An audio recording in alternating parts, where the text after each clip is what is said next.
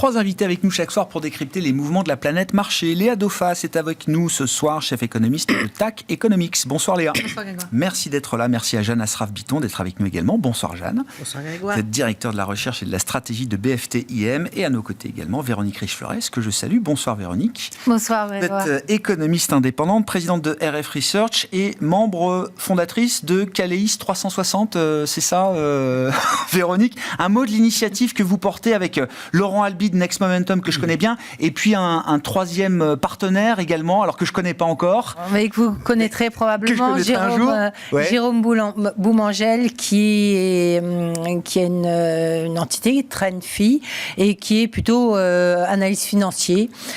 Donc on a qualifié ça plutôt d'analyse fondamentale, donc qui analyse les perspectives de résultats, les momentum de profit, etc. Oui, Caleis 360, ça y est, a vu le jour. Communiqué de presse la semaine dernière, premier numéro. C'est quoi? Oui. C'est d'abord un point de rencontre, un point de rencontre entre 3 experts. C'est bien de faire de la macroéconomie, c'est encore mieux d'essayer de faire de la stratégie. Mais voilà, moi j'ai beau faire et avoir des idées assez convaincues en général sur ce que doivent faire les taux d'intérêt. Je vais quand même regarder un petit peu la moyenne mobile de 100, etc. Par exemple. Voilà, ou avoir un sentiment sur les bourses. Mais si j'ai pas ce que font les perspectives de résultats, etc., des différents secteurs, finalement, on tourne un peu en rond, on est limité. Et là, on a réussi quelque chose qui est assez unique en France. C'est justement la mise en commun de ces expertises. Moi, il y avait longtemps que j'avais envie de ça. Et alors, dans les grandes boîtes, à l'époque, c'était quand même un peu compliqué. Et là, finalement, avec cette rencontre de Laurent Albi et Jérôme Boumangel, par ailleurs, on s'est mis d'accord, on s'entend bien, on se comprend. On a tous envie, effectivement, de partager nos analyses, de donner un produit synthétique, de fait. Rien à voir avec ce que je fais par ailleurs chez Riche-Flores Research, où on détaille toute l'économie, bref. Non, c'est synthétique avec le but de quoi?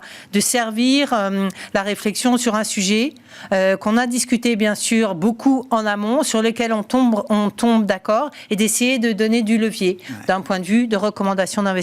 Donc le dernier numéro, c'était la rentrée s'annonce quand même assez perturbée, assez compliquée pour les investisseurs. Qu'est-ce qu'on pourrait leur indiquer comme choix de secteur? Et donc partie macro, on regarde ce que font les différents secteurs à ce stade de la repentification. C'est très concret à l'arrivée. Très concret. Le but, c'est de servir des investisseurs professionnels. Avec 3 secteurs à la clé et la démonstration de pourquoi on les aime bien. Donc voilà. Moi, je crois beaucoup à l'alliance de ces différentes dimensions d'analyse. C'est ce que j'essaie un peu de créer. Alors, en fonction du casting, c'est plus ou moins évident, mais je crois beaucoup effectivement que c'est très intéressant de mélanger différents niveaux d'analyse, différentes dimensions d'analyse, je pense que c'est macro, indispensable. Technique également. Et c'est pas évident, je suis d'accord avec vous, que tous ces mondes se côtoient, se fréquentent et discutent forcément ensemble. Apprennent à se parler, se mettre d'accord et soient sûrs de parler du même timing. C'est moi à moyen terme. Mais le moyen terme pour toi, c'est quoi? C'est 3 semaines. Ça veut dire qu'à 3, si vous n'êtes pas d'accord, la recommandation, elle n'existe pas. Exactement. Donc tout le travail en amont, c'est précisément d'étudier les points sur lesquels nos réflexions convergent. Et puis après, on apporte chacun notre contribution avec voilà. Donc on s'abonne, c'est ça? Oui, on s'abonne. C'est une publication mensuelle, c'est ça? C'est mensuel. Alors voilà, on aura sans doute du mal à ne pas intervenir entre 2 mois parce qu'on est chacun voilà.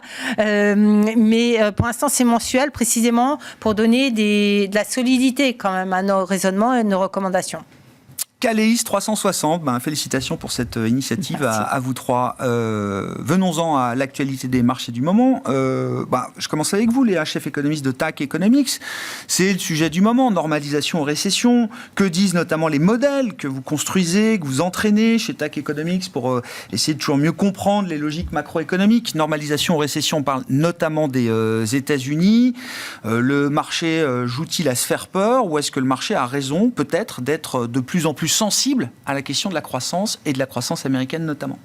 Alors, je vais répondre les deux. Est-ce que le marché joue à se faire peur? Oui. Est-ce que le marché commence enfin à avoir une vision claire où l'économie ralentit? Également. C'est un peu les deux. Je prends la double casquette du coup, économiste et quant cette fois-ci sur la data science. Donc ce qu'on fait, on ne fait pas de modélisation où je pense que ça va aller là. On reprend l'histoire américaine depuis les années 50.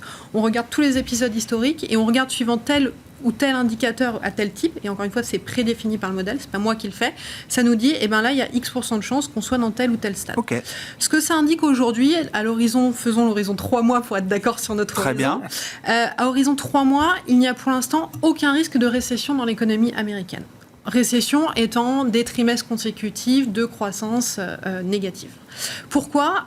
Parce que pour qu'on arrive dans cet épisode-là, il faut vraiment qu'on ait des destructions d'emplois plus fortes. Les modèles indiquent que sous des NFP en moyenne, avec des destructions de l'ordre de 17 000, là, on aura une récession. Tant qu'on est dans un range autour de 0, c'est pas un sujet. Encore une fois, dans l'horizon 3 mois. Qu'est-ce qui est aussi important sur les sujets, les indicateurs que regardent aujourd'hui les investisseurs, et c'est pour ça que je pense que le marché joue à se faire peur, tout le monde a regardé l'ISM, et l'ISM Manuf notamment, en disant attention, même chose qu'au mois d'août, on reprend les mêmes, à peu près aux mêmes dates, entre la BOJ, l'ISM et les NFP, et on refait le check-up et on recommence. Ce que dit le modèle, même chose, c'est qu'aujourd'hui, il ne faut pas regarder l'ISM. L'ISM, c'est pas un sujet. C'est pas cet indicateur-là qui est important. Cet indicateur-là serait important à regarder pour savoir si l'économie américaine peut se reprendre. Aujourd'hui, l'ISM, ça fait sur les 23 derniers mois, 22 mois, 22 sur 23. Voilà. D'accord, ok. Donc sous les 50. Voilà, c'est pas le sujet. C'est pas le niveau qui compte, mais ce sera plutôt l'évolution, exactement. la dynamique. D'accord. Quand on sera sur un niveau d'ISM Manuf au-delà de 52, on pourra réfléchir à une économie qui se reprend fortement. Donc là, on le met de côté. Donc aujourd'hui, ce qu'on a, c'est une économie qui est en ralentissement, que ce soit du hard ou du lending, du hard ou du soft, on emploie bien le mot de lending, et c'est ce qu'on a, une économie qui ralentit. Les indicateurs normaux qu'on regarde habituellement, notamment sur le marché du travail, la courbe de Beveridge, les indicateurs d'emploi, à ce stade-là dans l'économie, c'est normal qu'ils soient en train de se dégrader, c'est normal qu'on ait cette décélération. Alors après, on peut jouer. Ce qui fait peur aux investisseurs aujourd'hui, c'est de dire que ces signaux sur le marché du travail sont le précurseur d'une dégradation de la conso qui elle-même est précurseur d'une dégradation de la croissance. Nous, ce qu'on voit dans les modèles et ce qu'on voit même quand on regarde dans l'analyse dans les données cycliques, c'est la conso décélère, le revenu décélère, le marché de l'emploi décélère. Aujourd'hui, soft shock externe qui arrive sur l'économie. On ne peut pas en tirer la conclusion que la récession arrive. Non, donc on en tire la conclusion que l'économie américaine est dans un bas de cycle qui ralentit. D'accord. C'est la seule conclusion qu'on peut avoir. Pour aller sur des scénarios beaucoup plus sévères, il faudrait qu'on ait des chocs beaucoup plus forts, extrêmes, qui arrivent sur le marché. Alors, on en a plein, on peut en lister plein. Ah oui, la liste des risques, oui, non, mais aujourd'hui, dans l'état actuel de la décélération du marché du travail, elle est normale du cycle. Et donc 25 points de base pour commencer, côté réserve fédérale américaine. 25 points de base. Aujourd'hui, on est dans une situation où on voit bien, la Fed met de côté le risque inflationniste, met en avant la situation sur le marché du travail. On sait bien que la politique américaine est surrestrictive, donc on considère qu'il y a 150 BP en trop aujourd'hui. Ouais.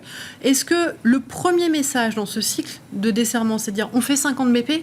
Non, c'est-à-dire on fait 25 BP, on ouvre ensuite, ce qui va être intéressant, c'est plutôt le message. Est-ce que, il y a quelques trimestres, on avait un peu plus peur des élections américaines, donc on disait c'est 25 BP par trimestre. Là, c'est peut-être 25 BP en septembre, en novembre, en décembre. Peut-être. Ouais. Mais en tout cas, ça serait donner une mauvaise image et ça serait faire comprendre au marché que le risque est plus fort que ce qu'on voit aujourd'hui sur l'économie américaine que de commencer par 50 BP.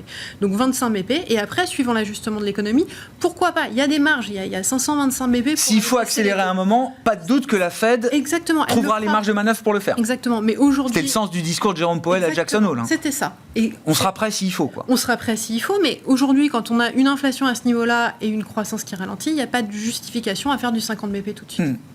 Jeanne, qu'est-ce que vous comprenez effectivement de la situation macro-américaine, de la décision à venir de la Réserve fédérale américaine, de comment elle pourrait être prise aussi par le marché ? À quoi s'est préparé le marché aujourd'hui quand il s'agit des États-Unis ? J'ai l'impression qu'il se prépare au pire, mais je rejoins ce que vraiment nos analyses rejoignent, mais alors exactement ce que vient de dépeindre Léa, que ce soit les analyses quant qu'on peut faire ou les autres, on est sur un schéma aujourd'hui de ralentissement sur les 3 prochains mois. Je vais garder la même précaution oratoire, avec des éléments qui me paraissent très intéressants pour dire pourquoi la dégradation immédiate nous semble peu probable. Et la principale raison, c'est que les entreprises ont peu de raisons à ce stade de vouloir diminuer leurs effectifs. Et quand vous regardez, il y a certaines métriques assez simples. Vous regardez la charge de personnel rapportée aux ventes. aux États-Unis. On l'a depuis peu d'ailleurs, mais sur le deuxième trimestre, on est sur des niveaux extrêmement bas historiquement. Mais coûts salariaux par rapport aux ventes réalisées. Oui. D'accord. Oui, ok. Complètement. Oui, non, mais Schéma très simple, qui est un élément important qui donne un signal. Alors après, la question, c'est les marges vont-elles tenir? Il n'y a pas d'urgence à dégraisser, quoi. Non. Elles n'ont aucune urgence à dégraisser aujourd'hui. Alors l'autre question, c'est est-ce qu'il va y avoir urgence dans les 3 mois qui viennent? Possible. Sauf que aux États-Unis, en l'occurrence, il y a bien une décélération des salaires. Nous, c'était la thèse qu'on a défendue longtemps, c'est que la décélération était plus facile aux États-Unis qu'en Europe. Il y a non seulement décélération des salaires, mais il y a gain de productivité aux États-Unis. Ce qui veut dire que les entreprises, certes, ne passent plus d'augmentation de prix, ou pas plus que ce que ferait un 2%, enfin bon, mais que du coup, la pression sur les marges pourrait rester limitée, en tout cas pour les 3 mois à venir. Ça ne veut pas dire que ça ne va pas se dégrader après, mais en tout cas, c'est peut-être l'élément qui nous indique. Et je rejoins Léa sur le point que l'ISM, moi je ne cesse de le répéter depuis le Covid, a perdu sa signifiance. Mais pour le coup, on a essayé de regarder pourquoi. Et c'est intéressant de regarder, quand dans les enquêtes ISM sont toujours le solde, on pose déjà aux gens des questions et on leur dit, est-ce que c'est meilleur, pareil ou pire? Oui. Depuis le Covid, la réponse qui dit c'est pareil, elle est montée à 2 écarts types et elle n'en bouge plus. Elle n'est plus du tout là où elle était normalement. Et la réponse qui dit ça va mieux, elle est scotchée en bas. D'accord. Donc, le caractère exceptionnel du Covid a faussé la lecture que les entreprises en ont. En gros, que ça aille mieux ou pas, elles disent oui, enfin c'est pareil. C'est tellement dégradé que ça a l'air pareil. Ça a presque gelé la perception des directeurs d'achat ou des chefs d'entreprise. Exactement. C'est très intéressant. Ah oui. Parce que du coup, ça explique ce qui nous a étonnés au début en se disant mais c'est pas possible, il y a des incohérences très importantes. Et que les ISM, en particulier manufacturiers, ont perdu énormément de pertinence. Et les PMI, c'est pareil, j'imagine. Enfin, toutes ces enquêtes conjoncturelles manufacturières ont perdu un niveau. La corrélation qu'on avait entre la réalité économique et ces enquêtes est très distendue aujourd'hui. Le niveau de croissance. Pas forcément avec la tendance. J'entends. Et c'est intéressant parce que les ISM ne varient pas beaucoup. Donc on voit bien qu'on est aussi sur... Mais en tout cas, c'est un point effectivement très important. Nous, on ne le regarde plus depuis assez longtemps. On a des indicateurs quant qui nous disent la même chose. Il n'y a pas de récession juste devant nous. Et donc, les marchés, quand ils nous disent entre 4 et 5 baisses de taux d'ici la fin de l'année pour la Fed, 230 points de baisse de taux en un an de la Fed... Plus de 200 maintenant. Plus de 200 en un an, en 12 mois. Oui, on est à 225 ou 230 en 12 mois. De notre point de vue, les marchés sont très pessimistes. Alors, il faudra... C'est ou trop ou pas assez? C'est toujours ce qu'on me dit, moi. C'est ou trop parce qu'il n'y a pas de récession, et c'est pas assez s'il y a vraiment un choc qui arrive au-delà des 3 prochains mois, où j'ai compris que... Mais il faudra, pour nous, aujourd'hui, vu ce qu'on pense, c'est évidemment trop. Mais il faudra en plus intégrer les élections américaines. Et selon qu'on part sur un scénario Harris et gouvernement divisé ou un scénario Trump et même gouvernement divisé, alors la Fed pourrait être encore plus gênée aux entournures et donc non seulement ne pas pouvoir faire ni 230, ni 200, ni même 150. Donc voilà, ce sera à...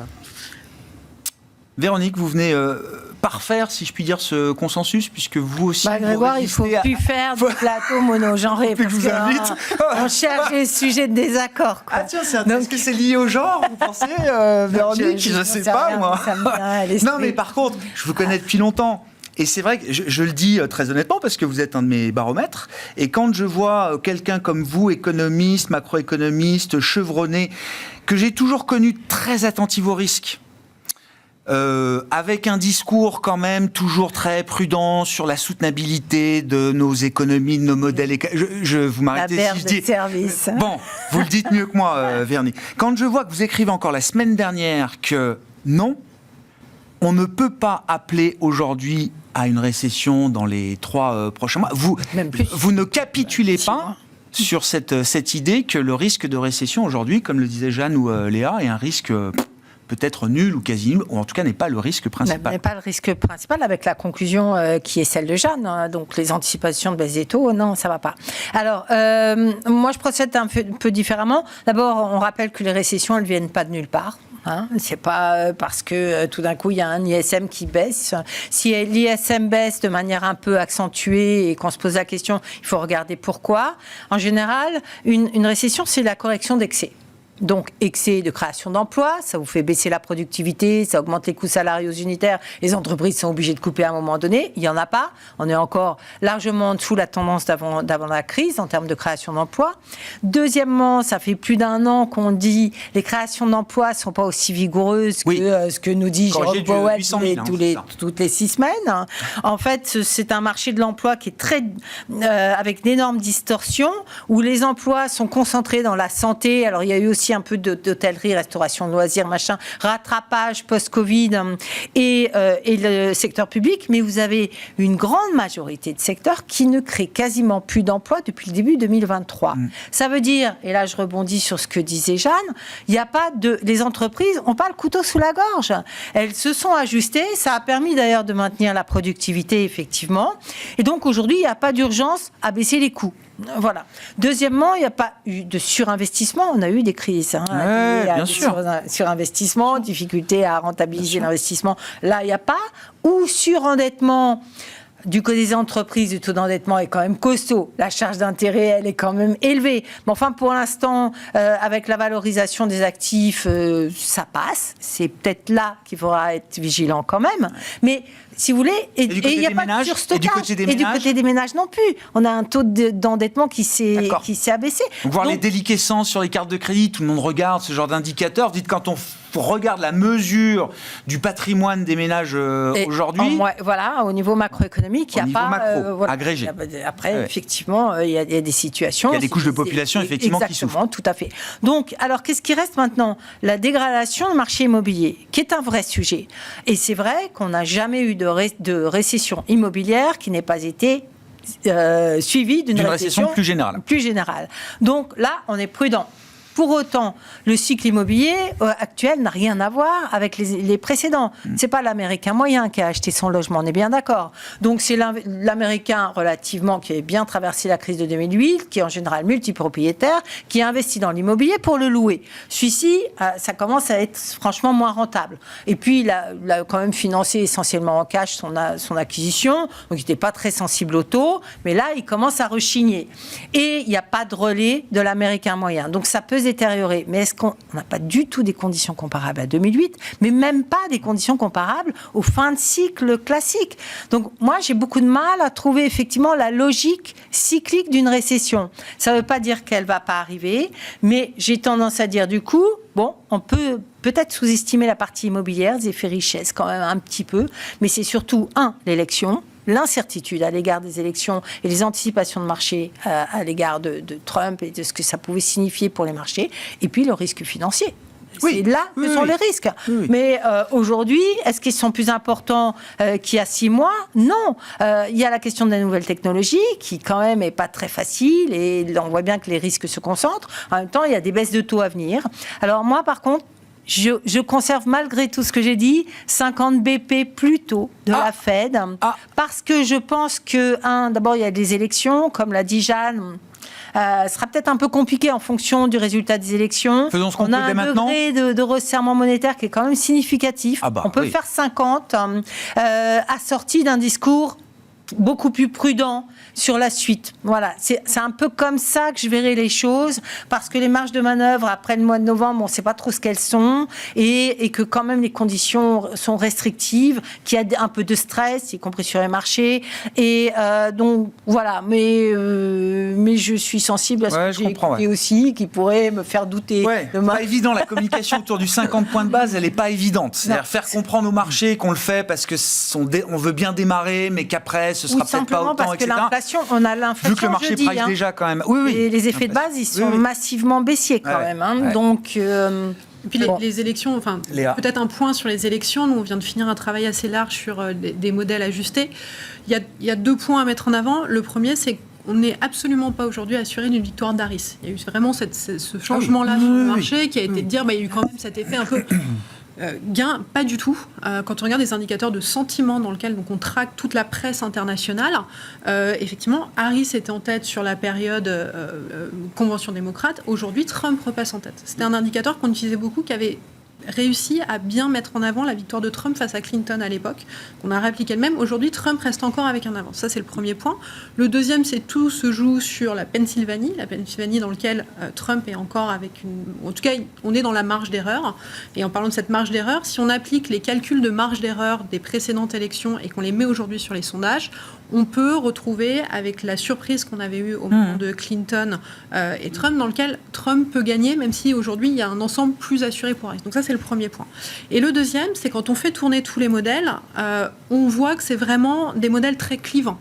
Même si on applique un Trump, donc on augmente les droits de douane, on baisse l'immigration de 1 million par an et on baisse le revenu, l'impôt sur les entreprises, même en appliquant ce modèle-là, le choc sur l'inflation est tel qu'il emporte le reste. D'accord. Et en termes de temporalité, en fait, le choc inflationniste emporte le reste. Donc là, il n'y a plus de marge de manœuvre pour la Fed pour en fait, baisser les taux, accompagner le cycle, etc. Voilà. Ça, cette Donc histoire-là, c'est elle ça. s'arrête, quoi. Et le plan Harris est un plan qui met en avant quand même l'économie du care, donc le soutien aux classes moyennes. Et donc, les deux plans sont aussi des plans en faveur d'une inflation un peu plus forte. Pas nécessairement une reprise, sauf si on laisse à imaginer que Trump fait vraiment un plan... Non, mais il y a un soutien à la demande, quoi. Tarif, voilà. Oui. Donc, en plus, là, aujourd'hui, on raisonne sur notre scénario de récession, sur un scénario dans lequel il ne se passe pas d'élection, où tout va bien, où en fait, on continue notre cycle, alors qu'on sait que dans à peine un mois, on peut arriver soit avec un plan fiscal massif de Trump, soit avec un choc assez fort sur l'inflation, soit avec un scénario Harris qui est probablement un statu quo, mais pas nécessairement, parce qu'il semblerait quand même qu'on soit dans tous les cas dans quelque chose de très divisé. Donc voilà, je remets un peu de... J'achète pas les 50 BP, mais j'achète quand même cette prudence de la Fed. On oublie encore un peu ce scénario-là américain. C'est quoi le potentiel de perturbation alors, autour de l'élection américaine et du résultat même de cette élection pour les marchés, pour les investisseurs, pour l'économie, Jeanne? Alors, je rejoins ce que je viens d'entendre. C'est vrai que nous, si on regarde, pour nous, là, c'est vraiment le coude à coude à nouveau, Trump étant légèrement devant. Bon, cela étant dit, ce qu'on regarde, c'est qu'est-ce que l'un ou l'autre peut faire en cas de gouvernement divisé. Parce que pour nous, c'est vraiment ce qui est important. Le scénario central a l'air d'être, pour l'instant, un gouvernement divisé. C'est-à-dire que il n'est pas dans les probabilités les plus élevées que les deux chambres du Congrès détiennent le contrôle, soient détenues par les mêmes que la présidence. Oui. Alors, cela étant dit, si je prenais les deux cas extrêmes, c'est-à-dire ce qu'on appelle le Republic Sweep. Donc, la vague rouge. La vague rouge, voilà. Chez Trump nous, plus tout le Congrès. Ça a une autre connotation, la vague rouge. Hein. Oui, pardon, oui. C'est exact, c'est la vague rouge. Donc, la vague rouge aux États-Unis, a priori, c'est inflationniste, parce que toute hausse de taxes, on est bien d'accord, est inflationniste.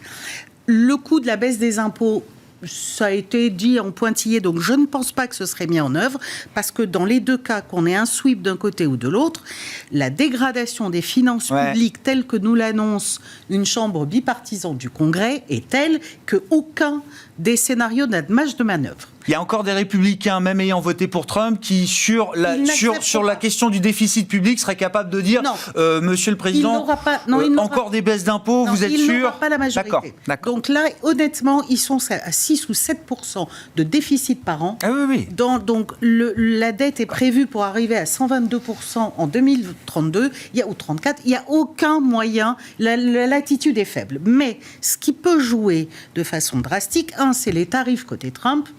Mais là, moi, j'ai tendance à penser que, un peu comme l'épisode qu'on avait eu en 2018-2019, la hausse des tarifs, ça joue comme une hausse de taxes. Donc, c'est inflationniste à très court terme. Ça ne veut pas dire que c'est inflationniste après. Vous avez perte de productivité, vous avez perte de croissance, etc. Donc, l'influence sur les taux, en général, elle n'est pas si évidente. Oui. Elle est en tout cas probablement transitoire. D'accord. Maintenant, côté démocrate, si on a un sweep démocrate, là, on n'est pas dans une situation aussi facile que ce que le marché veut bien l'acheter. Non. Je m'étonne à chaque fois de voir que tout le monde est là, il ne va rien se passer, etc. Et pourtant, le marché a goûté à Trump déjà. Enfin, ce que je veux dire, c'est que le marché a vu que Trump, c'était pas si négatif sur 2016-2020. Au-delà de ça, moi, je ne regarde pas en comparatif. Je regarde s'il y a un sweep démocrate.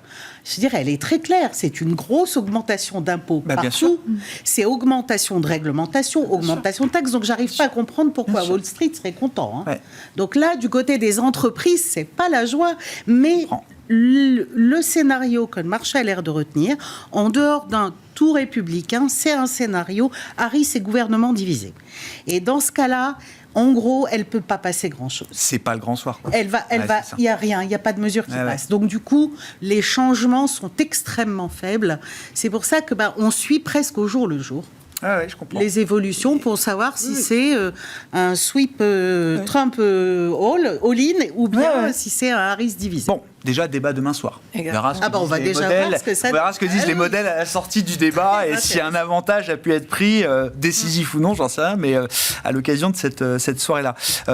Faut qu'on parle un peu de l'Europe quand même. Et, partons un peu des fonctions de réaction des banques centrales. Qu'est-ce que vous comprenez de la fonction de réaction de la BCE à ce stade, dans l'état dans lequel on trouve l'économie de la zone euro, Véronique, par rapport à la partie américaine?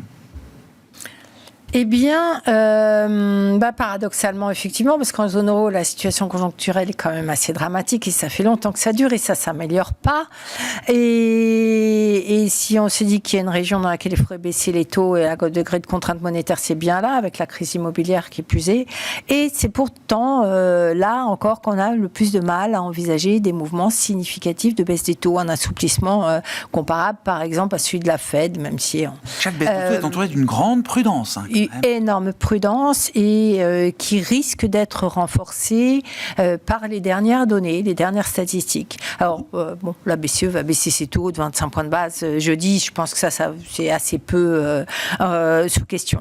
Mais quand on regarde les statistiques, ce sont des statistiques qui risquent effectivement d'être perçues comme plutôt pas mauvaises en termes de perspective d'activité. La BCE aime bien les PMI. Donc elle ne regarde pas le solde de réponse neutre. Voilà.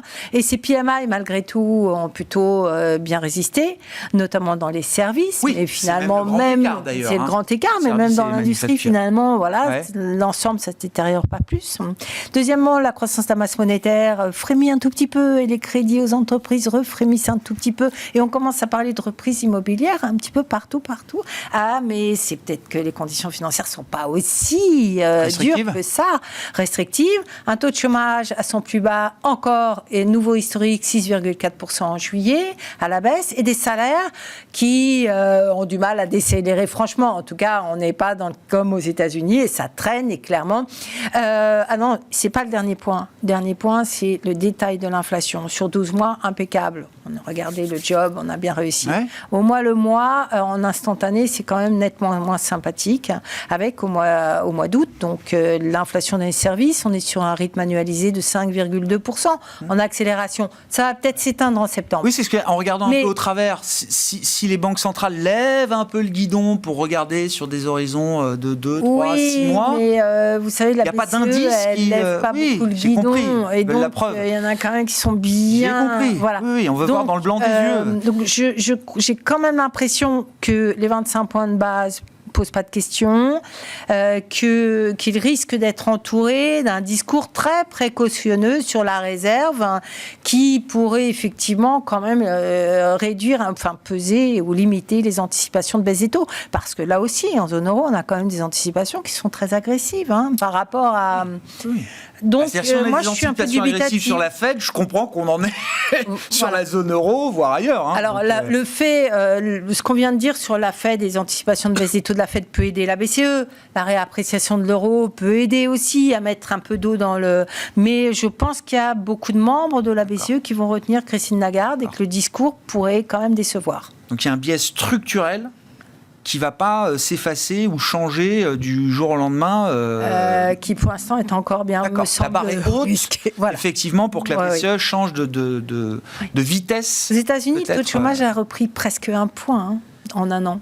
Ouais. En zone euro, 3, 4, on continue à baisser. Okay. Ça fait partie des argumentaires. Alors, si vous avez des petits signes que le plus dur pourrait être passé, sauf en Allemagne, sur le plan conjoncturel, voilà, je pense que ça peut alimenter pas mal de prudence encore chez certains. Vous voyez quelque chose de synchronisé dans le mouvement de baisse de taux qui a déjà commencé, ce que je rappelle à chaque fois, des banques centrales périphériques, mais la Suisse, la Suède, la Canada est à sa 3e, etc., Mexique aussi. Enfin, je veux dire, il y a quand même déjà des banques centrales des émergents, mais pas que. Je cite volontairement Canada, la Banque d'Angleterre, ils en ont des aussi, si je dis pas de bêtises. Oui.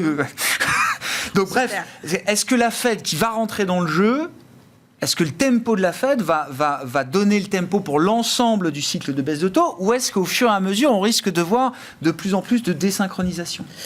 Alors, dans un premier temps, on est dans cette phase où tout le monde décélère. Pourquoi ? Parce que notre inflation n'est en tout cas plus le sujet principal. Ouais. Et que ça, ce phénomène de désinflation, il est, quoi qu'on en dise, assez global, assez général. Et il se produit, j'allais dire, au même moment dans la séquence pour tout le monde. Alors, avec une différenciation émergent-développée. Mais dans D'accord. l'ensemble, je reprends ce que dit Véronique. Ce qui est intéressant, c'est qu'on est dans la phase où la désinflation est faite. Elle est ancrée en grande partie sur le headline. Et les banques centrales ayant surmonté les taux à cette période-là ont toute marge de manœuvre pour en tout cas faire le premier pas du desserrement, alors même que les économies soit sont en train de décélérer, soit sont dans une situation plutôt complexe comme pour la zone euro. Donc il y a effectivement tout le premier pas de on décélère, on enclenche les uns après les autres, à quelques trimestres près, on est en gros dans la fourchette.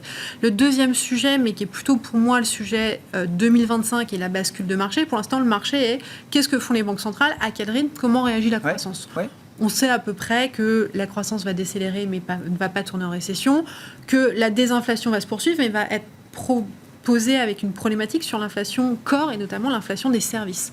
Et donc que les banques centrales vont quand même maintenir cette approche qui reste prudente, qui est de faire le pendant de ce qu'elles ont fait. On monte très fortement les taux, on ne va pas non plus les baisser très fortement, parce que si derrière on n'a pas de scénario de récession forte et qu'on a en plus des services qui se tiennent, ça veut dire que les scénarios 2025, 2026 et après, c'est des croissances qui se reprennent avec une inflation qui a au final baissé à peu près aux cibles. Et donc, du coup, il faut garder encore des marges de manœuvre. C'est pour ça que les baisses de taux très agressives, faites BCE ou autres, dire on va aller rechercher tout de suite des niveaux de taux directeurs qui sont au niveau des cibles d'inflation, pas tout de suite, peut-être en 2025, mais pas maintenant. Le risque qu'il y a à être trop agressif et que tout le monde aille en même temps, c'est qu'en fait, on n'anticipe pas le coup d'après. Les banques centrales, on disait, typiquement, nos modèles montrent que la Fed a à peu près 1 an de retard sur sa stratégie. Elle aurait dû monter 1 an plus tôt, elle aurait dû monter moins haut. Oui, c'est un décalage d'1 an. Elle a un décalage d'1 an. Sauf que ce décalage-là d'1 an, il n'est plus le temps de regagner les marges de maintenance maintenant. C'est là où, si on devait valider les baisses de 50 BP, elle pourrait se valider en disant, il faudrait que la Fed fasse dans un temps très très court retrouver une normalisation de sa courbe. Sauf que ça paraît pas possible aujourd'hui, vu les stress de marché, vu les sujets. Donc ce qu'on a plutôt nous en tête, c'est des baisses graduelles pour s'assurer à la fois qu'on n'a pas la récession et qu'en même temps, on n'a pas cette problématique d'inflation qui est sticky et qui réapparaît assez vite. On coordonne tout ça.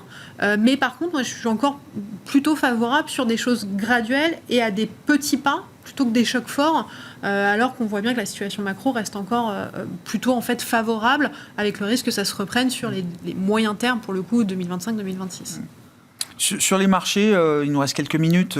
Jeanne, qu'est-ce qui vous paraît intéressant aujourd'hui? Où est-ce qu'on est encore confortable? Et surtout, qu'est-ce qui change? C'est-à-dire qu'on a vu quand même une volatilité des marchés obligataires qui se retrouve de plus en plus dans des marchés actions. Il y a eu l'épisode d'août, la semaine dernière de rentrée pour les investisseurs, où la vol action retrouve quand même un peu de dynamique. Au sein des marchés actions, il y a des rotations aussi. Les secteurs dont on parle aujourd'hui, c'est santé, c'est télécom, c'est plus forcément que l'IA, en tout cas, c'est plus forcément les cycliques, J'ai l'impression etc. qu'il y a Donc il y a des choses qui bougent. Est-ce que c'est en profondeur ou est-ce que c'est des phases un peu comme ça, d'attente? J'ai l'impression qu'il y a quand même des choses qui bougent. C'est qu'il y a pas mal de stratégies de leverage, enfin des stratégies, ça peut être de carry trade ou de stratégies short vol, qui sont nettoyées. Ouais.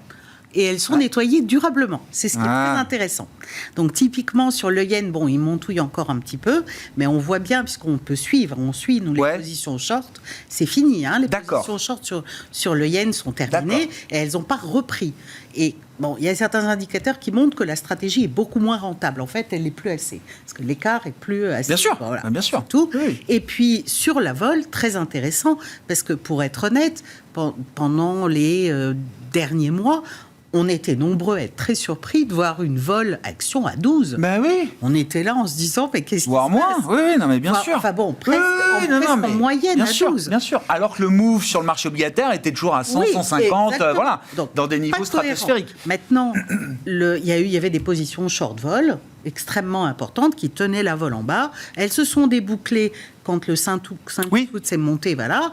Intéressant aujourd'hui, effectivement, on est aux alentours de 20, ce qui n'est pas une vol très élevée, mais c'est une vol cohérente. Ouais. Donc je dirais que ça veut dire... On n'est pas revenu dans l'excès inverse. Non, exactement. Ça, je trouve ça intéressant. Nous, on regarde aussi sur les marchés d'actions des indicateurs d'exubérance. Alors c'est intéressant parce que dans la remontée du mois d'août, ils sont remontés un peu, mais ils reviennent rapidement. Donc on a quand même des éléments techniques qui sont beaucoup moins... comment dirais-je, étendu ou beaucoup moins, voilà, qu'il ne l'était avant. Et c'est vrai que ce qu'on va regarder, alors on a pas mal parlé de la BCE, mais il y a pour moi un élément très important qu'on va... Alors j'ai écouté, voilà, et je me suis dit, le marché en ce moment nous dit 50% de probabilité pour la Fed que ce soit 25 et 50% que ce soit 50. C'est ça aujourd'hui. À peu près. Implicite dans le marché. Oui. Bon, donc je ne sais pas vers quel sens je penche. Pour la BCE, on est tous d'accord. Plutôt 25. Je pense que la Fed va peut-être libérer la BOE. La Banque d'Angleterre, là, les anticipations ne sont pas très élevées. Ouais. C'est presque l'inverse que la Fed. Ouais. Donc, on peut se dire, il y a peut-être de la marge de manœuvre pour que la Banque d'Angleterre en fasse un peu plus. Parce que aussi, économie très ouverte et attention au change. Je veux dire, si le dollar devait s'affaiblir encore un peu plus avec une Fed... L'inflation décélère. Oui. Mais je voudrais surtout insister sur un point, c'est que oui, l'inflation des services reste la clé, mais surtout en zone euro. Parce qu'en réalité... Mais elle a besoin de revenir à 2%, cette inflation des services ou pas ? Mais le problème, c'est les salaires. Or, il se trouve que les salaires aujourd'hui, alors je vais faire une grosse approximation, aux alentours de 3,5-4, que ce soit aux États-Unis ou en Europe. À peu près pareil, en termes de croissance. Sauf qu'aux États-Unis, vous avez de la productivité. Donc, 3,5 aux États-Unis, c'est dans la cible de la Banque centrale. Oui. Ça permet d'avoir l'inflation à 2. C'est bon. Et donc, ils y sont. Alors que nous, en Europe, quand on est à 3,5 ou 4, on n'y est pas du tout. Et donc, la problématique et peut-être, je dirais, au-delà de la problématique, dans les hypothèses de la BCE, j'ai regardé beaucoup ce qu'ils prévoyaient sur 2025. Il y a une hypothèse assez sympa. Ils disent, en gros, la BCE dit qu'il va y avoir un retour de la productivité. Rattrapage, oui. Sacré retour de la productivité qui va venir absorber, parce qu'il ne faut pas d'hypothèse comme quoi les salaires vont décélérer violemment, mais qui va absorber une partie de la hausse des salaires. Et du coup, les marges des entreprises vont être tenues. Et là, je me dis... Je serais ravie, je serais très contente. C'est wishful, quoi. C'est un peu wishful thinking pour l'instant à ce stade. Quand on dit mais ils ont le droit de faire des hypothèses. C'est une hypothèse généreuse. Ambitieuse. En tout cas, il faut garder ça dans les prévisions qui tomberont cette semaine. C'est vraiment le point le plus important. C'est quoi une recommandation d'investissement là, qui vous a réuni chez Caleis 360, Véronique ? Je sais pas, dans ces marchés un peu compliqués. Ces marchés compliqués où il nous semblait que l'un des sujets, des thèmes centraux pour les investisseurs, c'était la repentification de la courbe des taux. Ouais. Et ma contribution, ça a été d'essayer de disséquer cette repentification en disant attention, en constatant que durant les 3 ou 6 premiers mois de repentification de la courbe des taux, précisément, c'est pas du tout les cycliques et les valeurs qu'on a envie, qu'on imagine être portées par cette repentification, mais c'est plutôt, vous les avez notés, soulignés d'ailleurs, les défensives, la santé, les télécoms, les assurances, exactement, c'est une question de séquence. Ouais. Et l'un des gros sujets d'investissement, ça va être, est-ce que finalement on a les moyens aujourd'hui d'anticiper une vraie repentification de la courbe des taux ? Et c'est pas un retour vers zéro, une vraie repentification. C'est minimum, un spread entre le 2 ans et le 10 ans américain normal. 50-75 points de base. D'accord. C'est à partir de là. À partir de là, c'est normal. À partir de là, on peut dire, tiens, là, il y a un élan cyclique. Il y a un cycle qui se met en place. Sinon, on est dans dans la zone grise. Et nous, on le met à zéro. Et on a quand même beaucoup de mal. Si on n'a pas de récession, de toute façon, ça repartira par derrière. Donc, attention, effectivement, et je pense que ça a beaucoup tourné autour de ces questions-là, les rotations sectorielles. On a vu, la pente des taux dicte un peu le rythme aujourd'hui sur les marchés. Merci à vous trois d'avoir été les invités de Planète Marché ce soir. Véronique Rive-Flores, économiste indépendante, présidente de RF Research, Léa Dauphas, chef économiste de TAC Economics, et Jeanne Asraf-Biton, directeur de la recherche et de la stratégie de BFT IM.